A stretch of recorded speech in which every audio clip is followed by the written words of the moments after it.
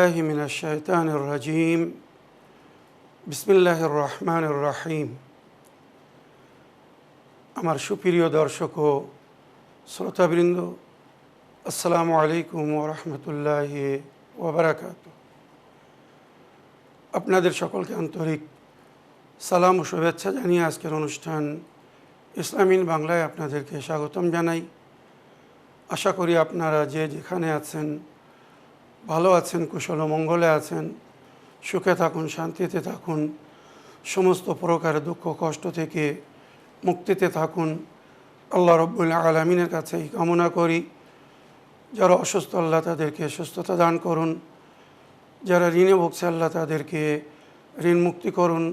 ওইরূপ যাদের জীবনে কোনো প্রকারের অভাব বা অশান্তি আছে, আল্লাহ রাব্বুল আলামিন তাদের সকলের জীবনে সুখ শান্তি দান করুন ও সকলের মনোকামনা আশাকে পূরণ করুন। আমাদের সকলকে সৎপথে চলার, অসৎ পথ থেকে দূরে থাকার এবং এক অপরকে সৎ উপদেশ দেওয়ার তৌফিক দান করুন। আমরা যেন সত্য বা হক জিনিসকে জেনে শুনে মেনে তার উপরে আমল করে সেটা অন্যদের সামনে তুলে ধরতে পারি বা সকলের কাছে পৌঁছে দিতে পারি। আল্লাহ রাব্বুল আলামিন আমাদেরকে সেই মনোবল ও নেক তৌফিক দান করুন। আমিন ইয়া রাব্বাল আলামিন। এই দুয়ার সঙ্গে আজকের পর্ব শুরু করতে চলেছি। আমার শারীরিক অসুস্থতার কারণে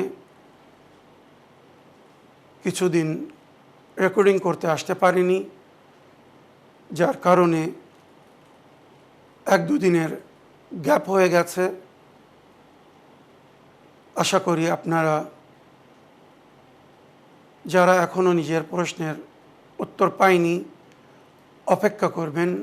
ইনশাআল্লাহ আমি এই সপ্তাহে এবং আগামী সপ্তাহে 10 থেকে 15 দিনের মধ্যে সবার প্রশ্নের উত্তর রেকর্ড করে আপনাদের কাছে পৌঁছে দেওয়ার চেষ্টা করব।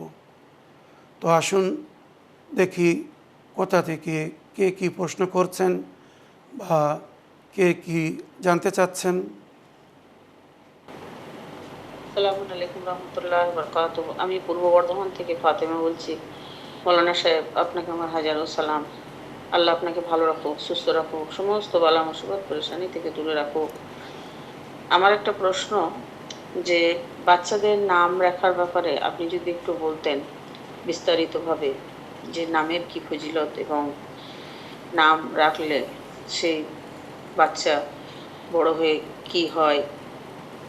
আর আরেকটা আমি বলছি কথা, যে নাম তারিখের মধ্যে আমরা পাই যে মায়ের পেটেই নাম রাখা দরকার, যেহেতু বিবি জেহরা সালামুল্লাহ আলাইহার পেটে যখন মহসিন ইন্তেকাল হয় তখন আমরা পেটেই ওনার নাম কি রাখা হয়েছিল, তাই কি ওনাকে মহসিন বলা হয়, নাকি ওনার বাচ্চা নষ্ট হয়ে যাওয়ার পর ওনার নামটা মহসিন রাখা হয়? এই প্রশ্নের উত্তরটা একটু আপনি দেবেন। যদি তাই হয়ে থাকে তাহলে আমরা কেন পেটেই বাচ্চার নামটা রাখবো কি করে, সেটা কি করে জানবো যে সেটা ছেলে না মেয়ে? এটা একটু বুঝিয়ে বিস্তারিত বলবেন। আপনি ভালো থাকুন, সুস্থ থাকুন। আপনাকে সমস্ত বালা মুসিবত পেরেশানি থেকে আপনাকে দূরে রাখুক আল্লাহ পাক। ওয়ালাইকুম আসসালাম ওয়া রাহমাতুল্লাহি ওয়া বারাকাতুহু। আমার প্রিয় বোন, অতি সুন্দর প্রশ্ন করার জন্য আপনাকে ধন্যবাদ জানাই। শরিয়ত ইসলামে বাচ্চার জন্মের আগে তার নাম রাখার হুকুম দেওয়া হয়েছে, যেটি বহু রওয়ায়াতের মধ্যে উল্লেখ হয়েছে। প্রিয় নবী ও নবীর আহলে বাইত বলেছেন, সাম্মু আওলাদাকুম ক্বাবলা আন ইউলাদু, তোমরা নিজের সন্তানদের নাম রাখো জন্মের আগে। আর নবীর যুগ থেকে যেটা আমরা দেখে আসছি, শুনে আসছি, ইতিহাসে লেখা হয়েছে, নবী নিজের সমস্ত সন্তানদের নাম তার জন্মের আগে রেখেছিলেন। ওইরূপ নবীর পরে ইমামদের জীবনী যখন আমরা দেখি, তো ওনারাও নিজের সন্তানদের নাম জন্মের আগে রেখেছিলেন।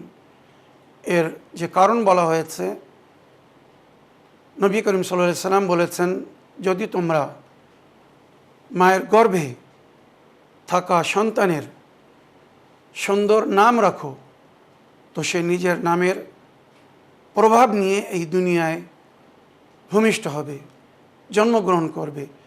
এমনকি রওয়ায়াতের মধ্যে বলা হয়েছে তোমরা কুনিয়াত সহ নাম রাখো।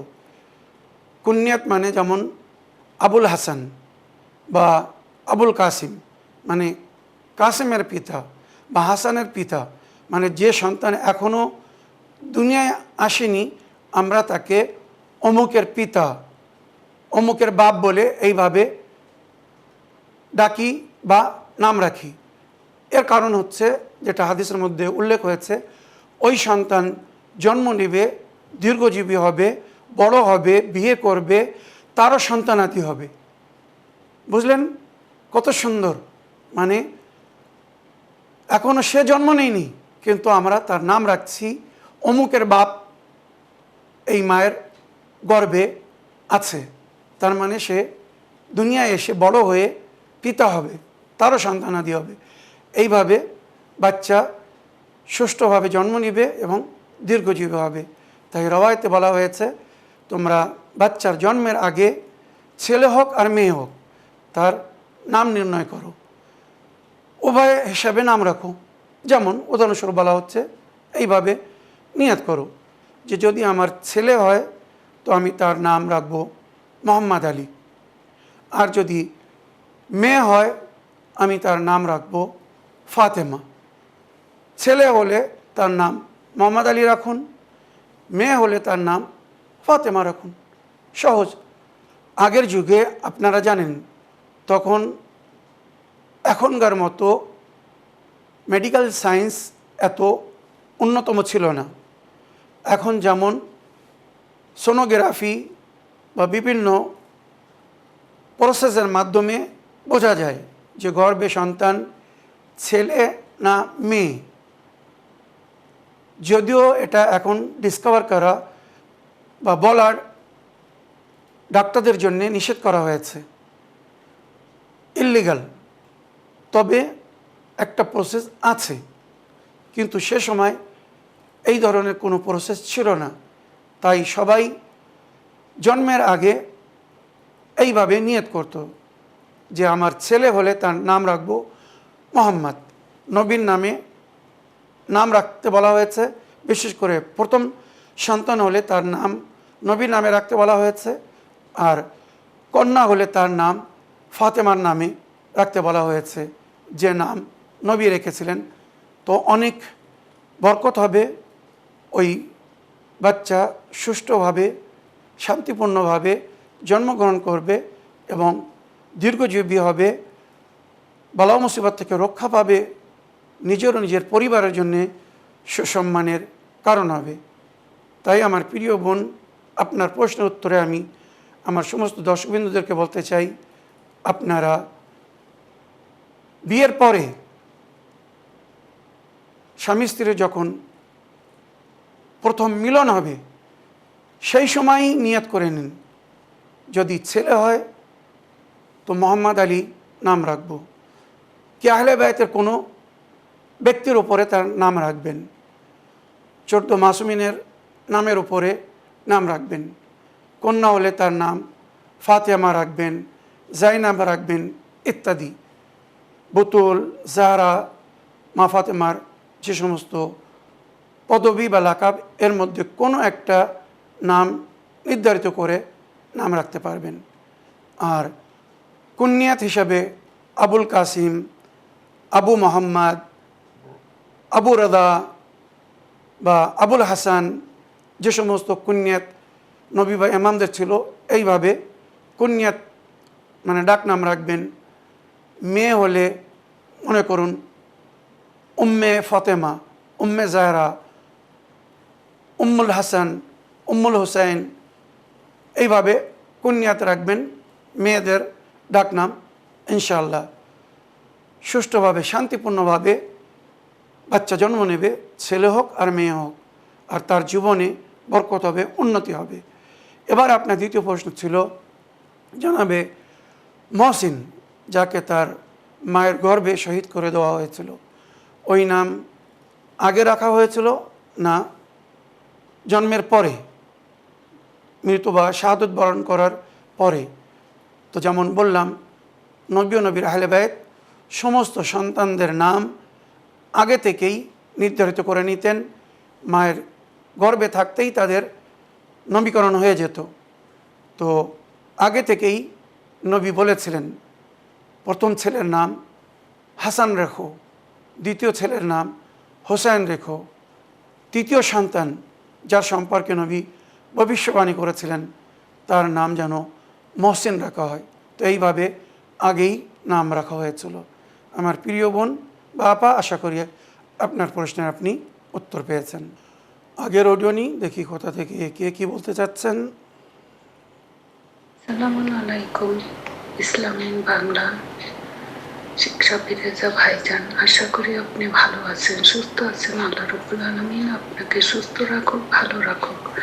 আল্লাহ রাব্বুল আলামিন সমস্ত চ্যানেল উইনের সমস্ত টিমকে আল্লাহ সালামতি রাখুক। আল্লাহ সমস্ত ইরানবাসীদের আল্লাহ সালামতি রাখুক। আল্লাহ জালিম অত্যাচারীদের, জুলুমকারীদের আন্ত করিয়া আল্লাহ ইসলামের পতাকাকে উচ্চ সম্মান রাখছে আর রাখবে ইনশাআল্লাহ। আমার প্রিয় ভাইজান, উম্মের বাণীর নজর কিভাবে করতে হবে এই ব্যাপারে যদি আপনি একটু বিস্তারিত বলতেন, আমরা একটু উপকৃত হতাম। আপনি ভালো থাকবেন, সুস্থ থাকবেন। তামাম মুমিন মুমিনারা আল্লাহ রাব্বুল আলামিন আল্লাহ তাদের সমস্ত বিপদ আপদ থেকে রক্ষা করুক। আমার পুরা আমাদের চ্যানেল উইনের সমস্ত সদস্যকে আল্লাহ সালামত রাখুক। খোদা হাফেজ, বিমানিল্লাহ। ওয়ালাইকুম আসসালাম রহমতুল্লাহি ওয়াবারাকাতু। আমার প্রিয় আপামনি, আপনার ভয়েসমেলের জন্য আপনাকে ধন্যবাদ জানাই। আমাদের সকলকে, চ্যানেল উইনের পুরো টিমকে বা সমস্ত দর্শকবৃন্দদেরকে দোয়ায় স্মরণে রাখার জন্যে কৃতজ্ঞ জ্ঞাপন করি। আমার প্রিয় আপামনি, গত শুক্রবারের এপিসোডে আমি আপনার প্রশ্নের উত্তর দিয়েছিলাম। তবুও যখন পুনরায় আপনার অডিও আমাকে ফরওয়ার্ড করা হয়েছে, তো আপনার সঙ্গে সঙ্গে আমি আমার সমস্ত দর্শকবৃন্দদেরকে বলতে চাই, ইসলামিক ইতিহাসে 4 জনকে বাবুল হাওয়াইজ বলা হয়েছে। হাজাত বা মনোকামনা আশা পূরণ হওয়ার দরজা। জনাবে উম্মুল বানিন মাদারে মাওলা আবুল ফজল আব্বাস, স্বয়ং মাওলা আব্বাস, জনাবে আলী আসগার এবং আমাদের সপ্তম ইমাম মুসা কাদিম আলাইহিস সালামকে বাবুল হাওয়াইজ বলা হয়েছে। সংকটের সময়, সমস্যার সময়, বিপদের সময়, বালা মুসিবতের সময় যদি এনাদের মধ্যে কোনো একজনকে কেউ ওসিলা করে আল্লাহর কাছে হাজত তলব করে, কোনো মান্নত করে, তার মনোকামনা আশা পুরো হয়ে যায়। বিশেষ করে জনাবে উম্মুল বানিন মাওলা আবুল ফজল আব্বাসের মা জননী, ওনার দস্তরখানের মান্নত বড় বিখ্যাত এবং মনোকামনা আশা পূরণ হওয়ার জন্য একটি সুন্দর উপায়। কারোর জীবনে যদি কোনো সমস্যা আসে, কোনো বিপদে পড়ে, আর তার যদি সমাধান খুঁজে না পায়, আর্থিক সমস্যা হোক, মানবিক সমস্যা হোক, শারীরিক কোনো অসুবিধা হোক, সে যদি এইভাবে নিয়ত করে যে আমার এই সমস্যার যদি সমাধান হয়ে যায়, তো আমি জনাবে উম্মুল বানিনের নজর করব। আমার বাসায়, আমার বাড়িতে বা যে কোনো জায়গায় আমি ওনার দস্তরখান বিছাবো, ওনার নজর করব, যদি আমার এই মনোকামনা আশা পূরণ হয়ে যায়। বিশ্বাস করুন, এইভাবে যদি কেউ মান্যত করে, সামান্য কিছুদিনের মধ্যে তার মনোকামনা আশা পুরো হয়ে যায়। যখন পুরো হয়ে যাবে, এবারে আপনাকে মান্নত পুরো করার জন্যে দস্তরখান বিছাতে হবে, দস্তরখানের ব্যবস্থা করতে হবে।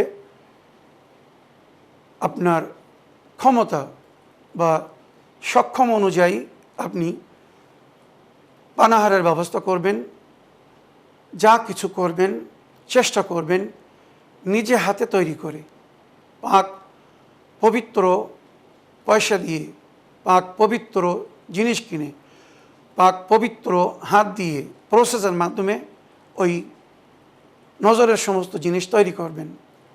দস্তরখান তৈরি করার পরে সব জিনিস সেখানে রেখে মোমবাতি আগরবাতি জ্বালিয়ে দেবেন, আর এইভাবে নজর করবেন। আগে 11 বার দরুদ শরীফ, তারপরে সূরায়ে আল-হামদ, তারপরে সূরায়ে কদর 3 বার, তারপরে সূরায়ে কুল হুয়াল্লাহু আহাদ 3 বার, তারপরে আবার 11 বার দরুদ শরীফ পড়বেন। তারপরে বলবেন, হে আমার প্রতিপালক আল্লাহ রব্বুল আলামিন, এই যে সূরা বা আয়াতের তিলাওয়াত করলাম, দরুদ শরীফ পড়লাম, এর যে আজর সওয়াব পঞ্জতনে বাগ 12 মাসুমিন আলাইহিস সালামের ওসিলায় জনাবে উম্মুল বানিনের রূহকে হাদিয়া করলাম, উপহার দিলাম, দান করলাম। তারপরে বলবেন, হে আমার প্রতিপালক, এই যে দস্তরখান আমি বিছিয়েছি, আমার মনোকামনা আশা পূরণ হয়েছে, আমি এই সব কিছু নজর করলাম জনাবে উম্মুল বানিনকে। আল্লাহ রব্বুল আলামিন আপনি এটাকে কবুল করুন। জনাবে উম্মুল বানিন, আপনি আমার এই নজরকে গ্রহণ করুন, আমার বা আমার পরিবারের তরফ থেকে, আমার বউ বাচ্চাদের তরফ থেকে এই নজরানা কবুল করুন। এইভাবে বললে আপনার মান্নত পুরো হয়ে যাবে, নজর আদায় হয়ে যাবে। দস্তরখান যে আপনি বিছিয়েছেন ইনশাআল্লাহ জনাবে উম্মুল বানিন কবুল করবেন, আল্লাহ কবুল করবেন, এর জন্যে আজর সওয়াব পাবেন।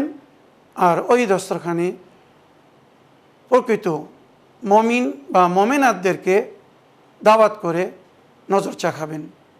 যারা এইভাবে করছে বা করবে, তাদের সকলের মনোকামনা আশা পূরণ হয়েছে বা হবে ইনশাআল্লাহ। আমিন ইয়া রাব্বাল আলামিন। আশা করি আপনার প্রশ্নের আপনি উত্তর পেয়েছেন। আসুন আগের অডিও প্লে করে দেখি কোথা থেকে কে কি বলছেন, কে কি জানতে চাচ্ছেন। আসসালামু আলাইকুম, আমি মিজানুর রহমান মল্লিক, উপস্থিত দক্ষিণ চব্বিশ পরগনা থেকে। আশা করছি মৌলানা সাহেব ভালো আছেন। আজকে ইসলামিন বাংলায় আমার একটা প্রশ্ন, যে বর্তমানে সোশ্যাল মিডিয়ায় যে অপপ্রচার হচ্ছে, অর্থাৎ সোশ্যাল মিডিয়ায় ইসলামের নামে যে বিভ্রান্তি ও ঘৃণা ছড়ানো হচ্ছে সাধারণ মানুষের কাছে, তো এক্ষেত্রে সাধারণ মানুষ কিভাবে সত্য এবং মিথ্যার মধ্যে পার্থক্য করবে? এবং আমাদের সোশ্যাল মিডিয়াতে যারা মুসলিম ক্রিয়েটার আছে তাদের ওপর যে দায়িত্ব, তাদেরও তো দায়িত্ব আছে যে ইসলামের নামে যে অপপ্রচার করছে, তাদের সেই অপপ্রচারকে মিথ্যা প্রমাণ করার যে দায়িত্ব, সেটাও তো মুসলিম ক্রিয়েটারদের ওপর আছে। কিন্তু দেখা যাচ্ছে অনেক মুসলিম ক্রিয়েটার সেই কাজ করছে না। তো এক্ষেত্রে তাদের সম্পর্কে যদি কিছু বলতেন, যারা মুসলিম ক্রিয়েটার আছে এবং দেখছে যে ইসলাম ও মুসলমানদের সম্পর্কে যে ভ্রান্ত ঘৃণা বিভ্রান্তিকর তথ্য মানুষের কাছে তুলে ধরছে কাফের মুশরিকরা, তাদের বিরুদ্ধে তাদের এই যে স্টেপ নেওয়া উচিত সেই সম্পর্কে যদি একটু বলতেন তাহলে ভালো হতো। ভালো থাকুন, সুস্থ থাকুন। সালামু আলাইকুম, জাযাকাল্লাহ খাইরান। ওয়ালাইকুম আসসালাম ওয়া রাহমাতুল্লাহি ওয়া বারাকাতুহু। আমার প্রিয় ভাই, আপনার ভয়েসমেলের জন্যে আপনাকে ধন্যবাদ জানাই, এবং আপনি যে বিষয়ে বলার জন্য অনুরোধ রেখেছেন অবশ্যই আমি বলবো। আমার প্রিয় ভাই, নিঃসন্দেহে এটি আমাদের সকলের কর্তব্য বা দায়িত্ব। অন্যায়ের বিরুদ্ধে আমাদেরকে জিহাদ করার জন্যে আমন্ত্রণ জানানো হয়েছে। কোরআন আমাদেরকে বলছে বা আল্লাহ আমাদেরকে বলেছেন, জাহিদু ফি সাবিলিল্লাহি বিআমওয়ালিকুম ওয়া আনফুসিকুম, তোমরা আল্লাহর পথে জিহাদ করো নিজের মাল দিয়ে, জান দিয়ে, আর যদি জান ও মাল না দিতে পারো তো তাফসিরে বলা হয়েছে তোমরা নিজের জবান দিয়ে, ভাষা দিয়ে অন্যায়ের বিরুদ্ধে প্রতিবাদ করো, অন্যায়ের বিরুদ্ধে বলো, এটাই হবে তোমাদের জেহাদ। কালেমাতু হাক্কিন আমাম আল জায়ের জেহাদুন, নবীর হাদিসের মধ্যে উল্লেখ হয়েছে। সমস্ত হাদিসের বইয়ের মধ্যে এই হাদিস আছে। কালেমাতু হাক্কিন আমাম আল জায়ের আও আমাম আল জালিম জিহাদুন, অত্যাচারী, অবিচারী বা মিথ্যাচারীদের বিরুদ্ধে সত্য কথা, হক কথা বলো, এটা তোমাদের জেহাদ। এখন সোশ্যাল মিডিয়ার যুগ, আপনারা দেখছেন মিডিয়ার মাধ্যমে যুদ্ধ চলছে। অনেক সময় যুদ্ধের ময়দানে প্র্যাকটিক্যাল যারা লড়াই করছে তাদের লড়াই সমাজের উপরে, সোসাইটিতে হয়তো সেই বা তেমন প্রভাব ফেলছে না যে প্রভাব সোশ্যাল মিডিয়ার মাধ্যমে ফেলা হচ্ছে, বা সোশ্যাল মিডিয়ার মধ্যে যে তর্ক বা যুদ্ধ চলছে এর প্রভাব আমাদের পরিবেশ বা সমাজে বেশি পড়ছে। তাই এটি আমাদের কর্তব্য বা দায়িত্ব, যখনই আমরা কোনো অন্যায়, অবিচার দেখব, ভুল, মিথ্যা বা বাতিল দেখব, সত্য, হক এবং ন্যায় বলার দায়িত্ব আমাদের। এবার আপনার প্রশ্ন হচ্ছে, মুসলিম ক্রিয়েটাররা যারা সোশ্যাল মিডিয়াতে বিভিন্নভাবে কথা বলছে, তারা কেন এই অন্যায়ের বিরুদ্ধে বলছে না, অবিচারের বিরুদ্ধে বলছে না, জালিমদের বিরুদ্ধে বলছে না, কুফফার ও মুশরিকিন, ইহুদ ও নাসারাদের বিরুদ্ধে তারা কেন বলছে না? তো এর দুটি কারণ। একটি কারণ হচ্ছে হয়তো তাদের মধ্যে সেই জ্ঞান বা অভিজ্ঞতার অভাব আছে, যার মাধ্যমে তারা সঠিক জিনিস প্রচার করতে পারবে, সঠিক উত্তর দিতে পারবে, সত্য বা ন্যায় বলতে বা প্রচার করতে পারবে। এক নম্বর, তাদের নিজেদের মধ্যে এই অভাব থাকার কারণে তারা হয়তো এটা করতে পারছে না। দ্বিতীয়, যেটি আমি দেখছি বা আপনিও দেখছেন, এই ধরনের ক্রিয়েটররা সোশ্যাল মিডিয়ার মাধ্যমে আয় করছে, আর্থিক সঞ্চয় করছে। তারা দেখছে যদি আমরা সত্য কথা বলি, হক কথা বলি, তো আমাদের সাবস্ক্রিপশন কম হয়ে যাবে, ফলোয়ার্স কম হয়ে যাবে, আমাদেরকে লোক দেখাশোনা ছেড়ে দেবে, বা সোশ্যাল মিডিয়া যাদের হাতে, ইহুদ ও নাসারা, এরা আমাদের এই সমস্ত ইউটিউব চ্যানেল বা এই সোশ্যাল মিডিয়া বা প্রসেসকে বন্ধ করে দেবে। তাদের মনে এই ধরনের ভয় বা আশঙ্কা আছে, তাই হয়তো তারা সত্য কথা বলতে পারছে না, হক কথা বলতে ভয় পাচ্ছে। আর যেটা বাস্তব, এরা অন্যায়কে সমর্থন দিচ্ছে, যেখানে শরীয়ত বলছে, কোরআন ও হাদিস আমাদেরকে বলছে, কুন ফিল ফিতনাতে কা ইবনিল লবুন লা দারউন ইহলাব ওয়ালা দাহরুন ইরকাব। ফিতনা ফাসাদের সময় উটের বাচ্চার মতো হয়ে যাও, যার না দুধ বাহির করা যায়, না যার পিঠের উপরে সওয়ারি করা যায়। এটা একটি উদাহরণ, মানে নিউট্রালে থাকো। এর ব্যাখ্যা মাওলা আলী করেছেন নাহজুল বালাগায়, কখন চুপ থাকতে হবে আর কখন বলতে হবে। সমস্ত ফিতনার সময় চুপ থাকলে হবে না। মাওলা এর 4টি শাখা বলেছেন,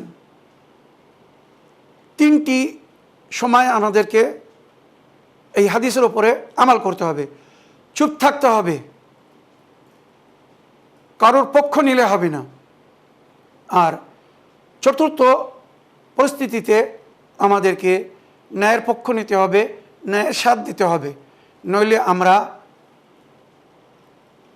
অন্যায়কারী, অবিচারী বা জালিমদের সঙ্গী বা সমর্থক গণ্য হব।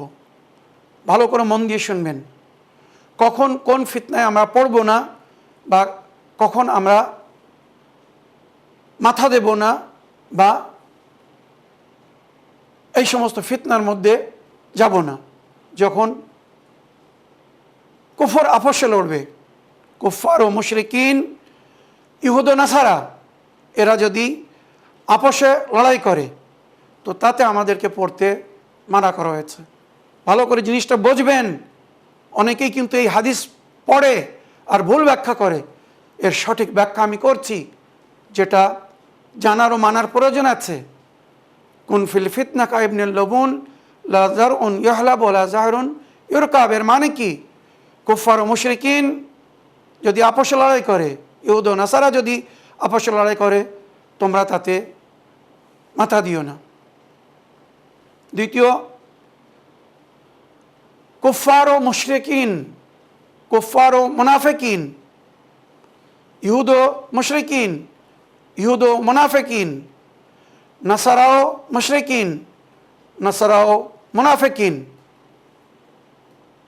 বুদ্ধিজীবীর জন্য ইশারা যথেষ্ট। মুনাফিক মানে যারা মুসলমানের রূপ ধারণ করে আছে কিন্তু বাস্তবে তারা মুসলমান না, ন্যায়ের সাথ দেয় না, জুলুম ও অত্যাচারকে সবসময় সমর্থন দিচ্ছে, জুলুম করছে, অত্যাচার করছে, ইসলাম বা মুসলমানের নাম নিয়ে ইসলাম বিরোধী কাজ করছে। এদেরকে শরীয়তে, কোরআনে মুনাফিকিন বলা হয়েছে। তো কুফার এবং মুনাফিকিন যখন আপসে লড়াই করবে, এতে মাথা দিও না। ভালো করে বুঝবেন কোথায় কোথায় মাথা দিতে হবে না আর কোথায় মাথা দিতে হবে, কোথায় বলতে হবে। কুফার ও মুশরিকিন আপসে লড়বে, মাথা দিবে না।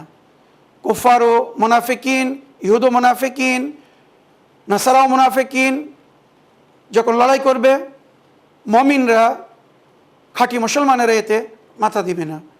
তৃতীয়, মুনাফিক লড়াই করছে। উভয় পক্ষ তারা জাহেরান মুসলমান, কিন্তু তারা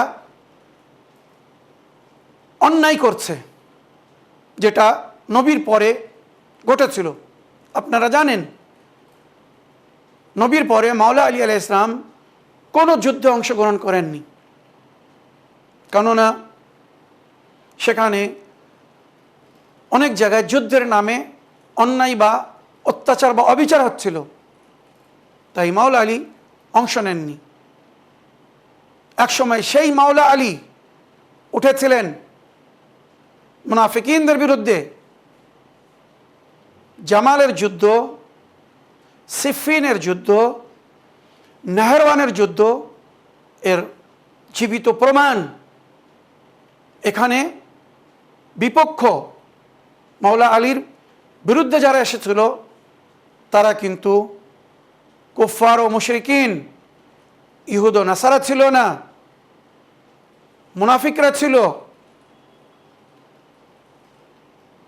কাসেতিন, নাকিসিন, মারেকিনদের বিরুদ্ধে মাওলা আলী এই যুদ্ধ লড়েছিলেন। সুতরাং মাওলা আলী শেষে বলছেন, যখন মমিন এবং মুনাফিক, মমিন এবং কুফর, মমিন এবং শিরক, মমিন এবং ইহুদ, মমিন এবং নাসারাদের মধ্যে লড়াই হবে, যুদ্ধ হবে, এই সময় চুপ থাকলে হবে না। এটাকেও অনেকে বলছে ফিতনা। বর্তমান পরিস্থিতিতে যেগুলো আপনারা দেখছেন, এটাকেও অনেকে ফিতনা বলছে। আর এই হাদিসের দোহাই দিয়ে তারা নিজেকে বাঁচানোর চেষ্টা করছে। মমিনের বিরুদ্ধে যারা আসবে তারা বাতিল। সুতরাং বাতিলের বিরুদ্ধে হকের আওয়াজ উঁচু করতে বলা হয়েছে। সত্য বা ন্যায় বা হকের জন্য লড়াই করতে বলা হয়েছে। এই সময় যদি কেউ চুপ থাকে, তার মানে সে বাতিলকে সমর্থন দিচ্ছে, আর সে মুনাফিক। আমার প্রিয় ভাই, বর্তমান যে যুগে আমরা জীবনযাপন করছি, যে অবস্থা বা পরিস্থিতি আমাদের সামনে, সোশ্যাল মিডিয়ায় সব আয়নার মতো ক্লিয়ার হয়ে গেছে। সত্য বা ন্যায়ের জন্যে কারা লড়াই করছে, মজলুম কারা, মজলুমদের পাশে কারা, মজলুমদের পক্ষ হয়ে কারা, জালিমদের বিরুদ্ধে ইহুদ ও নাসারা, কুফার ও মুশরিকিন, মুনাফিকিনদের বিরুদ্ধে কারা লড়াই করছে। যখন কোনো ব্যক্তি, যখন কোনো কম বা জাতের ওপরে জুলুম হয়, তার তিনজন দায়ী হয়। জালিম যে জুলুম করছে সে দায়ী, মজলুম যে বিনা প্রতিবাদে জুলুম সয়ে যাচ্ছে সে দায়ী, আর সেই সমস্ত দর্শকরা যাদের সামনে জুলুম হচ্ছে, তারা দেখছে, শুনছে, তারপরেও প্রতিবাদ করছে না, মজলুমদের পক্ষ নিচ্ছে না, জালিমদের বিরুদ্ধে কথা বলছে না। যে যেভাবে পারবে জালিমের বিরুদ্ধে আওয়াজ তুলবে, এটাই হবে তার জিহাদ, অন্যের বিরুদ্ধে তার পদক্ষেপ। সুতরাং আমার প্রিয় ভাই, এই যে আপনার প্রশ্নের উত্তরে বললাম, আশা করি যাদের মধ্যে সামান্য জ্ঞান আছে, মারেফাত আছে, যারা অন্যায়ের বিরুদ্ধে কোরআন ও হাদিস ও তালিমাত আহলে বায়তের উপরে আমল করতে চায়, আশা করি তারা এর থেকে শিক্ষা লাভ করবে, আর অন্যায়ের বিরুদ্ধে যে যেভাবে পারবে পদক্ষেপ নিবে, যেটি আল্লাহ রসুল ও আহলে বায়ত আমাদেরকে বলেছেন, কোরআন আমাদেরকে বলেছে। আশা করি আপনার প্রশ্নের আপনি উত্তর পেয়েছেন। এই বলে আমার আজকের বক্তব্য এখানে শেষ করলাম। ওয়া আখিরু দাওয়ানা আলহামদুলিল্লাহি রাব্বিল আলামিন। ওয়াসসালামু আলাইকুম ওয়া রাহমাতুল্লাহি ওয়া বারাকাতুহু।